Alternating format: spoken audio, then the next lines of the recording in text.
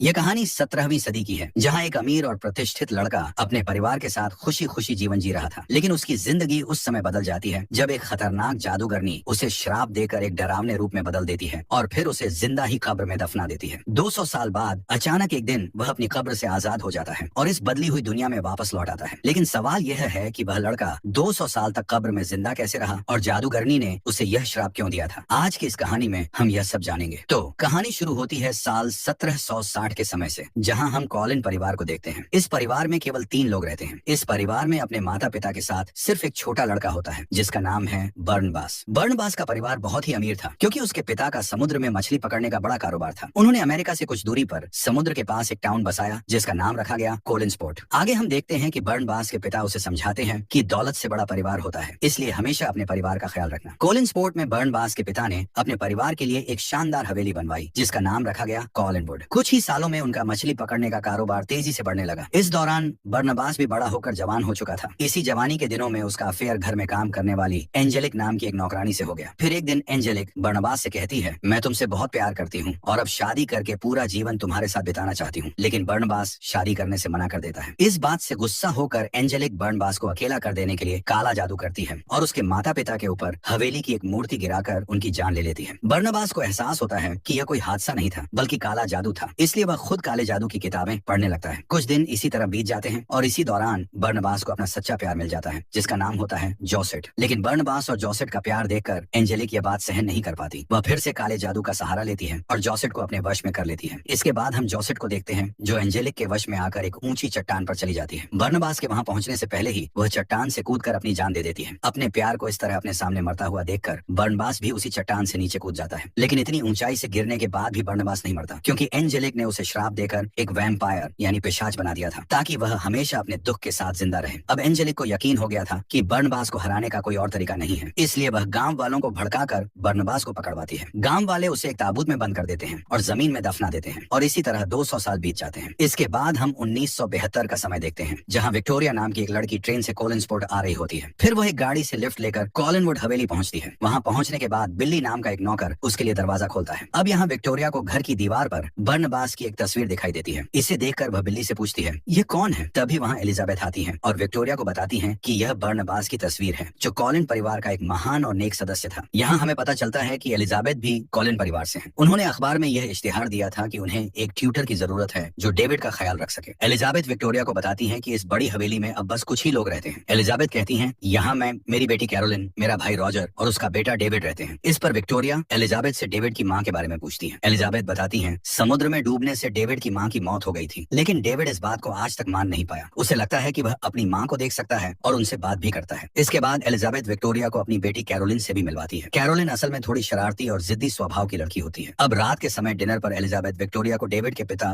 Roger से भी मिलवाती है। उसी डिनर टेबल पर एक साइकियाट्रिस्ट डॉक्टर जूलिया भी आती है। दरअसल डेविड अभी भी अपनी माँ को देख सकता है, जिसे लेकर एलिजाबेथ को लगा कि उसे एक मनोचिकित्सक की जरूरत है। इसी वजह से उन्होंने डॉक्टर जूलिया को बुलाया था जो पिछले 3 साल से वहीं रहकर डेविड का इलाज कर रही है। इसी बीच विक्टोरिया को थोड़ी दूर कोई सफेद चादर ओढ़े हुए नजर आता है। असल में डेविड यहाँ विक्टोरिया को डराने आया था, लेकिन वह नहीं डरी। अब आगे हम विक्टोरिया को देखते हैं जो अपने कमरे में कपड़े ठीक कर रही होती है। तभी वह देखती है कि कमरे के सामने कोई चादर ओढ़कर खड़ा है। उसे लगा कि डेविड फिर से उसे डराने आया है, इसलिए वह चादर हटाने जाती है। लेकिन चादर हटाते ही वहाँ जोसेट की आत्मा होती है। जोसेट की आत्मा विक्टोरिया को बताती है वह आ रहा है। यह कहकर आत्मा कुछ दूर चलती है और फिर गायब हो जाती है। अब दूसरी तरफ हम कुछ मजदूरों को देखते हैं जो जेसीबी से खुदाई कर रहे थे। खुदाई के दौरान उन्हें जमीन के नीचे कुछ सख्त चीज महसूस होती है। जब वे मिट्टी हटाते हैं तो उन्हें एक ताबूत मिलता है। असल में बर्नबास उसी ताबूत में कैद था। यह देखकर जब उनका सुपरवाइजर ताबूत पर लगी चेन को काटता है तभी बर्नबास अपनी कैद से आजाद हो जाता है। बाहर आते ही वह सभी मजदूरों पर हमला कर देता है और एक एक करके उनकी जान ले लेता है। इसके बाद वह अपने घर यानी कॉलिनवुड हवेली पहुंचता है। गार्डन में उसकी मुलाकात बिल्ली से होती है। वह बिल्ली को हिप्नोटाइज करके अपने वश में कर लेता है और उससे पूछता है क्या इस घर में अब भी कॉलिन परिवार के लोग रहते हैं, जिस पर बिल्ली हाँ में जवाब देता है। इसके बाद बर्नबास घर के अंदर जाता है और हवेली की शाही चीजों को देखने लगता है। वह इन चीजों के बारे में बिल्ली को बताने लगता है। इसी दौरान उसे कैरोलिन और डेविड भी मिलते हैं। बर्नबास को देखकर कैरोलिन सोचती है कि शायद वह कोई पागल है जो शराब पीकर आया है, लेकिन डेविड उसे दीवार पर लगी बर्नबास की तस्वीर दिखाता है। इस पर बर्नबास कहता है, यह मेरी ही तस्वीर है। जब मैं यहाँ खड़ा था तब एक महान कलाकार ने इसे बनाया था। इतने में एलिजाबेथ वहाँ आती है और बच्चों को बर्नबास से दूर रहने को कहती है। डेविड कहता है, यह खुद को हमारा रिश्तेदार बता रहा है, लेकिन एलिजाबेथ उसे एक धोखेबाज समझती है। वह बर्नबास को एक दूसरे कमरे में ले जाकर कहती है, अगर यह कोई मजाक है तो इसे यहीं खत्म करो। बर्नबास खुद को साबित करने के लिए एक गुप्त दरवाजा खोलता है और एलिजाबेथ को वहाँ से होते हुए एक खुफिया तहखाने में ले जाता है। इस तहखाने के बारे में एलिजाबेथ को अब तक कुछ भी नहीं पता था, जहाँ बहुत सारे हीरे और जवाहरात रखे हुए थे। यह सब देखकर एलिजाबेथ एकदम से हैरान हो जाती है और उसे यकीन हो जाता है कि बर्नबास कोई और नहीं बल्कि कॉलिन परिवार का बेटा है। अब बर्नबास एलिजाबेथ से कहता है कि वह वैम्पायर है और उसे यह भी बताता है कि मैं इस परिवार के किसी भी सदस्य को नुकसान नहीं पहुंचाऊंगा। इसके बाद हम पूरे परिवार को डिनर टेबल पर देखते हैं, जहां एलिजाबेथ सबको बताती है कि ये हमारे दूर के रिश्तेदार हैं। इसी दौरान डॉक्टर जूलिया वहां आ जाती हैं, तो एलिजाबेथ बर्नबास से उसकी पहचान करवाती है। इसके बाद बर्नबास अपने मछली पकड़ने के कारोबार के बारे में पूछता है, तो एलिजाबेथ बताती हैं, हमारा कारोबार तो लगभग बर्बाद हो चुका है, क्योंकि एंजेलिक नाम की एक औरत ने मछुआरों से डील करके हमारे बिजनेस पर कब्जा कर लिया है। इस पर बर्नबास कहता है, अब मैं आ गया हूँ तो फिर से बिजनेस को टॉप पर ले आऊंगा। इसी बीच विक्टोरिया वहाँ आ जाती है और उसे देखते ही बर्नबास उसे जोसेट कहकर बुलाता है, क्योंकि अचानक उसे ऐसा महसूस होता है कि जोसेट फिर से आ गई है। दरअसल विक्टोरिया की शक्ल बिल्कुल जोसेट से मिलती थी। फिर दोनों एक दूसरे से बात करते हैं और विक्टोरिया अपना परिचय देती है। इसके बाद हम एंजी को देखते हैं, जो असल में वही एंजेलिक है जिसने बर्नबास की जिंदगी तबाह कर दी थी। फिर काला जादू करके वह खुद एक चुड़ैल बन गई और अपना नाम बदलकर 200 सालों से जिंदा रही। इसके बाद वह ऑफिस पहुंचती है, जहां उसे पता चलता है कि पिछली रात खुदाई के दौरान उनके मजदूरों को करीब 200 साल पुराना एक ताबूत मिला था। फिर किसी ने उन सभी मजदूरों को बहुत बेरहमी से मार डाला। यह सुनते ही एंजेलिक शॉक्ड हो जाती है और उस जगह पहुंचने के बाद उसे पूरा यकीन हो जाता है कि बर्नबास वही है। वह सीधा कॉलिन वुड पहुंचती है, जहां वह एलिजाबेथ से बात करने लगती है। इतने में बर्नबास आकर जब उससे हाथ मिलाता है तो उसे एहसास हो जाता है कि यही एंजेलिक है। इसके बाद बर्नबास उसे एक दूसरे कमरे में ले जाकर फिशिंग बिजनेस के बारे में बात करता है। वह कहती है, अब यह बिजनेस मेरा है और तुम जान गए होगे कि मैं कौन हूँ। इस पर बर्नबास कहता है, हाँ मैं जानता हूँ, तुम वही चुड़ैल हो जिसने मेरा सब कुछ तबाह कर दिया था। मैं तुम्हें काला जादू के जुर्म में अंदर करवा दूंगा। वह हंसते हुए कहती है, तुम ऐसा कुछ भी नहीं कर सकते, तुम पर कोई भी यकीन नहीं करेगा, क्योंकि मैं 200 सालों से अलग अलग रूपों में इस समाज में इज्जत से जी रही हूँ और कॉलिन स्पोर्ट अब मेरा है। उसके जाने के बाद बर्नबास एंजेलिक के बारे में सब कुछ एलिजाबेथ को बता देता है। वह कहता है, ये वही चुड़ैल है जिसने मेरे माता पिता और मेरा प्यार सब कुछ छीन लिया और मैं कुछ नहीं कर पाया। इस पर एलिजाबेथ उसे मोटिवेट करती है, तुम फिर से अपना बिजनेस खड़ा कर सकते हो और अपने परिवार को एक ऊंचे मुकाम पर ले जा सकते हो। इसके बाद बर्नबास सबसे पहले अपनी हवेली की मरम्मत करवाता है और दीवारों पर खूबसूरत पेंटिंग्स बनवाकर अपनी हवेली को फिर से शानदार बना देता है। फिर अपने बिजनेस को बढ़ाने के लिए वह बिल्ली को साथ लेकर कुछ बड़े बड़े मछुआरों से मिलता है और उन्हें हिप्नोटाइज करके एंजेलिक का काम छोड़कर कोलिन परिवार के लिए काम करने के लिए तैयार करवा लेता है। इस तरह उसका मछली पकड़ने का कारोबार फिर से चलने लगता है। फिर एक दिन डॉक्टर जूलिया बर्नबास को देखती है कि वह कैरोलिन के कमरे में झांक रहा है और वहां रखे एक लैंप को देखकर समझने की कोशिश कर रहा है कि वह क्या चीज है। इससे जूलिया को उस पर शक हो जाता है। बर्नबास के बारे में और जानने के इरादे से वह उससे बात करती है। वह कहती है, मैं एक साइकेट्रिस्ट हूँ और दिमाग का इलाज करती हूँ। फिर हिप्नोटाइज करके वह उसके बारे में सब कुछ पता कर लेती है और यह भी जान जाती है कि वह एक वैम्पायर है। इसके बाद जूलिया एलिजाबेथ से बात करती है और कहती है, मैंने बर्नबास के बारे में सब कुछ पता कर लिया है कि वह एक वैम्पायर है। यह जानने के बाद भी तुमने उसे यहाँ रहने क्यों दिया? इस पर एलिजाबेथ कहती है, ये बात एक राज ही रहने दो, उसके रहने से घर में किसी को भी कोई खतरा नहीं होगा। दूसरी तरफ बर्नबास कैरोलिन से कह रहा होता है, मुझे सिखाओ कि आज के जमाने में प्यार कैसे होता है। इस पर कैरोलिन उसे सलाह देती है, तुम्हें पहले अपने लुक और अजीब बर्ताव को बदलकर एक नॉर्मल इंसान की तरह रहना होगा, जिससे लोग तुमसे बात करने में सहज महसूस करें। इसके बाद प्यार कैसे होता है ये तुम धीरे धीरे खुद ही सीख जाओगे। अगले दिन हम डॉक्टर जूलिया को बर्नबास का खून निकालते हुए देखते हैं। जूलिया ने बर्नबास को यकीन दिला दिया था कि वह उसका सारा खून निकालकर उसके अंदर इंसानी खून डाल देगी, जिससे वह वापस इंसान बन जाएगा। इसके बाद के सीन में हम समुद्र के किनारे बर्नबास और विक्टोरिया को एक साथ देखते हैं। उन्हें देखकर लग रहा था कि दोनों एक दूसरे को पसंद करने लगे हैं। आगे हम देखते हैं कि एंजेलिक अपने बिजनेस के सभी बोर्ड मेंबर्स के साथ मीटिंग कर रही थी। वहां सब उसे बताते हैं कि उनका बिजनेस धीरे धीरे गिरता जा रहा है, क्योंकि बर्नबास का बिजनेस बहुत तेजी से बढ़ रहा है। एंजेलिक कहती है, मेरी बर्नबास के साथ मीटिंग अरेंज करो। शाम को वह बर्नबास से मिलती है और उसे एक चेक देते हुए कहती है, ये पैसे लेकर फिशिंग बिजनेस छोड़ दो। लेकिन बर्नबास ऐसा करने से मना कर देता है। तब एंजेलिक उसके पास जाकर उसे मनाने की कोशिश करते हुए कहती है, हम दोनों साथ में मिलकर बिजनेस चलाते हैं। लेकिन बर्नबास फिर भी तैयार नहीं होता। वह कहता है, जो तुमने मेरे साथ किया वह मैं कभी नहीं भूल सकता। इधर विक्टोरिया को रात में एक सपना आता है, जिसमें वह अपना बचपन देखती है। असल में बचपन से ही उसे जोसेट की आत्मा दिखाई देती थी और वह उससे बातें भी किया करती थी। लेकिन उसके माता पिता उसकी इस बात को समझ नहीं पाए और उसे पागल समझकर मानसिक अस्पताल भेज दिया। तभी उसकी नींद खुल जाती है और वह अपने सामने जोसेट की आत्मा को खड़ा देखती है। इसे देखकर वह आत्मा के पीछे पीछे चलने लगती है। आत्मा हवेली में लगे झूमर के ऊपर जाकर ठीक उसी तरह कूद जाती है जैसे उसने आत्महत्या की थी। अगले दिन बर्नबास सबकी सहमति से घर में एक पार्टी रखता है, जिसमें वह शहर के कई लोगों को आमंत्रित करता है। पार्टी के दौरान बर्नबास देखता है कि डेविड एक कमरे के बाहर खड़ा है और कहता है कि उसके पिता ने किसी को अंदर जाने से मना किया है। यह सुनकर बर्नबास समझ जाता है कि अंदर कुछ गड़बड़ हो रही है। जब वह कमरे की खिड़की से लटक कर अंदर झांकता है तो देखता है कि डेविड के पिता रॉजर वहाँ एक लड़की के साथ है, जिसके साथ उसका अफेयर चल रहा है। बर्नबास ये सब देखकर समझ जाता है कि रॉजर परिवार के प्रति वफादार नहीं है। दूसरी तरफ विक्टोरिया बाहर खड़ी होती है। बर्नबास वहाँ जाकर उसे अंदर आने के लिए कहता है। तभी विक्टोरिया उसे अपने बचपन के बारे में बताने लगती है। वह कहती है, मुझे बचपन से एक लड़की की आत्मा दिखाई देती थी, लेकिन मेरे माता पिता इसे समझ नहीं पाए। इस वजह से मेरा बचपन बहुत तकलीफ भरा था। पर एक दिन उस आत्मा ने मुझे कॉलिन वुड आने का रास्ता दिखाया, और जब मैं यहाँ आई और तुमसे मिली तो मुझे ऐसा लगा जैसे मैं तुम्हें सदियों से जानती हूँ। शायद ये मेरी किस्मत थी कि मैं तुमसे मिली। अब तुम मुझे अपने लगने लगे हो। इसके बाद दोनों एक दूसरे को किस करने लगते हैं। लेकिन यह सब एंजेलिक देख लेती है, जो बिना निमंत्रण के ही पार्टी में आ गई थी। इसके बाद बर्नबास डॉक्टर जूलिया के पास जाता है, जहाँ वह अपने शरीर में बर्नबास का खून चढ़ा रही थी। यह देखकर बर्नबास समझ जाता है कि डॉक्टर जूलिया उसे इंसान बनाने के बजाय उसका खून निकालकर खुद को अमर बनाना चाहती है। इस धोखे से गुस्सा होकर वह जूलिया को जान से मार देता है और फिर बिल्ली को साथ लेकर जूलिया की लाश को समुद्र में फेंक देता है। इसके बाद हम रॉजर को देखते हैं, जो हवेली का खुफिया दरवाजा ढूंढने की कोशिश कर रहा था। इतने में वहाँ बर्नबास पहुंच जाता है। दरअसल रॉजर की हरकतें बर्नबास पहले ही समझ चुका था कि उसने सिर्फ पैसों के लिए डेविड की मां से शादी की थी। इस बात से नाराज होकर बर्नबास रॉजर को दो विकल्प देता है। पहला यह कि वह कॉलिन वुड में रहकर डेविड के लिए एक अच्छे पिता की तरह उसकी देखभाल करे। दूसरा विकल्प यह कि खजाने से बहुत सारे पैसे लेकर अपनी खुदगर्ज जिंदगी बिताने के लिए हमेशा के लिए यहाँ से चला जाए। रॉजर पैसे को चुनता है और अपने बेटे डेविड को छोड़कर हमेशा के लिए वहाँ से चला जाता है। अब अपने पिता को हमेशा के लिए जाते हुए देखकर डेविड बहुत दुखी हो जाता है और भागते हुए अपने कमरे की तरफ जाने लगता है। तभी सीढ़ियों में पैर लगने की वजह से एक भारी चीज उसके ऊपर गिरने लगती है। यह देखते ही बर्नबास एक पल में जाकर उसे बचा लेता है। यह देखकर सभी लोग हैरान और डर जाते हैं, क्योंकि ऐसा कोई साधारण इंसान नहीं कर सकता। तभी बर्नबास पर धूप पड़ने की वजह से उसकी त्वचा में आग लग जाती है, लेकिन बिल्ली तुरंत उस पर पानी डालकर उसे बचा लेता है। इस घटना के बाद सभी को पता चल जाता है कि बर्नबास एक वैम्पायर है। यह देखकर वहाँ मौजूद सभी लोग डरकर चले जाते हैं। विक्टोरिया भी अब समझ जाती है कि बर्नबास कोई साधारण इंसान नहीं है, इसलिए वह भी उससे दूर हो जाती है। इसके बाद बर्नबास एंजेलिक के पास जाकर उससे अपने श्राप से मुक्ति दिलाने की बात करता है, लेकिन एंजेलिक इसे साफ तौर पर मना कर देती है। वह बर्नबास को दो विकल्प देती है, या तो वह उसके साथ मिलकर बिजनेस करे और एक प्रेमी की तरह उसके साथ रहे, या फिर वह उसे दोबारा ताबूत में कैद कर देगी। बर्नबास यह सुनकर उसका प्रस्ताव ठुकरा देता है। इसके बाद एंजेलिक बातों बातों में उसे उकसाकर डॉक्टर जूलिया के बारे में पूछती है, क्योंकि उसे शक था कि बर्नबास ने डॉक्टर जूलिया का मर्डर किया है। गुस्से में आकर बर्नबास स्वीकार कर लेता है कि उसने ही डॉक्टर जूलिया को मारा था। जैसे ही बर्नबास वहाँ से निकलता है, एंजेलिक अपने जादू के जरिए उसे फिर से ताबूत में कैद कर देती है और उसके पूरे शरीर को जंजीरों से बांध देती है। इसके बाद वह अपने आदमियों के साथ बर्नबास को ले जाते हुए उसकी फिशिंग फैक्ट्री को आग लगवा देती है। आखिर में एंजेलिक बर्नबास को ताबूत सहित एक घने जंगल के पुराने टूटे फूटे घर में ले जाकर रखवा देती है और वहाँ से चली जाती है। अब उनके जाते ही डेविड वहाँ आ जाता है, जिसे उसकी माँ की आत्मा ने भेजा था। डेविड ताबूत खोलकर बर्नबास को आजाद कर देता है। वहीं दूसरी तरफ फिशिंग फैक्ट्री में आग लगने की वजह से पुलिस और बहुत सारे लोग वहाँ जमा हो गए थे। इसी बीच एंजेलिक पुलिस के पास जाकर माइक के जरिए सभी लोगों को बताती है कि उसने बर्नबास की वह बात सुनी थी जिसमें उसने डॉक्टर जूलिया के मर्डर की बात कबूल की थी। वह पुलिस को यह भी बताती है कि बर्नबास एक कातिल है और उसके घर वाले भी गुनहगार हैं, क्योंकि उन्होंने यह सब छुपाने की कोशिश की। इसके बाद एंजेलिक पुलिस को लेकर कॉलिन वुड पहुंच जाती है। वहाँ बर्नबास सामने आकर सबके सामने एंजेलिक के गले पर हमला कर देता है और उसे काटता है, लेकिन एंजेलिक को कुछ भी नहीं होता। वह अपनी ताकत का इस्तेमाल करके बर्नबास को दूर फेंक देती है। यह देखकर सभी लोग डर जाते हैं और समझ जाते हैं कि यह दोनों वैम्पायर हैं। इस स्थिति को देखकर पुलिस भी सतर्क हो जाती है और सभी टाउन के लोगों को वहाँ से तुरंत जाने का आदेश देती है। इसके बाद बर्नबास और एंजेलिक के बीच एक खतरनाक लड़ाई शुरू हो जाती है। इतने में एलिजाबेथ एक बंदूक लेकर एंजेलिक पर फायर करती है, लेकिन उसे कुछ नहीं होता। वह दोबारा से खड़ी हो जाती है और अपनी जादुई शक्ति का इस्तेमाल करके हवेली की चीजों को जीवित कर देती है। वह एक सांप को एलिजाबेथ पर अटैक करने के लिए भेजती है और हवेली में चारों तरफ आग लगा देती है। फिर एक पुतले की मदद से बर्नबास को जकड़ लेती है। इसी दौरान हमें पता चलता है कि एंजेलिक ने अपनी जादुई शक्तियों से कैरोलिन को एक खूंखार वुल्फ में बदल दिया था। कैरोलिन सामने आकर एंजेलिक पर टूट पड़ती है और उसे मारने की कोशिश करती है, लेकिन एंजेलिक अपनी ताकत से उस पर भारी पड़ती है और कैरोलिन को मारकर बेहोश कर देती है। इसके बाद एंजेलिक बर्नबास के पास जाकर उसे मारने वाली होती है। वह कहती है, मैंने तुम्हारा सब कुछ तबाह कर दिया और डेविड की माँ डूबकर नहीं मरी थी, बल्कि मैंने ही उसे मारा था। तभी वहाँ डेविड आकर कहता है, उसे छोड़ दो, नहीं तो मेरी माँ तुम्हें मार डालेगी। इसी दौरान हम देखते हैं कि डेविड की माँ की आत्मा सामने आती है और अपनी शक्ति से एंजेलिक पर हमला कर देती है। एंजेलिक बड़े से झूमर से टकराकर गिर जाती है। इसके बाद बर्नबास भी उस पुतले की जकड़ से छूट जाता है और सबको बाहर जाने के लिए कहता है। फिर वह एंजेलिक के पास जाता है और उसे समझ आता है कि एंजेलिक जैसी चुड़ैल का अंत इस झूमर के टूटने से होना था। अब देखते ही देखते एंजेलिक की मौत हो जाती है। दूसरी तरफ हम विक्टोरिया को देखते हैं, जो उसी चट्टान की ओर जा रही होती है जहां से गिरकर जोसेट ने आत्महत्या की थी, क्योंकि वह जान चुकी थी कि बर्नबास एक वैम्पायर है और एक साधारण इंसान और एक वैम्पायर कभी एक नहीं हो सकते। अब बर्नबास उसे ढूंढते हुए जल्दी से उस चट्टान पर पहुंच जाता है और गिरने से पहले उसे पकड़ लेता है। पर वह कहती है, हम दोनों कभी भी एक नहीं हो सकते, क्योंकि मैं एक साधारण इंसान हूँ। अब एक ही रास्ता है, तुम मुझे भी अपनी तरह वैम्पायर बना दो। लेकिन बर्नबास इस बात के लिए राजी नहीं होता। इसके बाद विक्टोरिया उस चट्टान से नीचे गिर जाती है। उसे बचाने के लिए बर्नबास उससे पहले उसे काट लेता है, जिससे विक्टोरिया नीचे गिरने के बाद भी नहीं मरती, बल्कि वह भी एक वैम्पायर बन जाती है। अब ये दोनों एक दूसरे को देखकर खुश हो जाते हैं, क्योंकि दोनों एक जैसे हो गए हैं और हमेशा एक साथ रहेंगे। कहानी के आखिर में हमें समुद्र की गहराई में डॉक्टर जूलिया की लाश दिखाई जाती है, जिसकी आंखें खुल जाती हैं, क्योंकि बर्नबास ने उसे काट कर मारा था, जिससे वह भी एक वैम्पायर बन चुकी थी। और इसी के साथ कहानी यहीं पर खत्म हो जाती है। दोस्तों, उम्मीद है कि यह कहानी आपको पसंद आई होगी। मिलते हैं आपसे एक और मजेदार कहानी के साथ।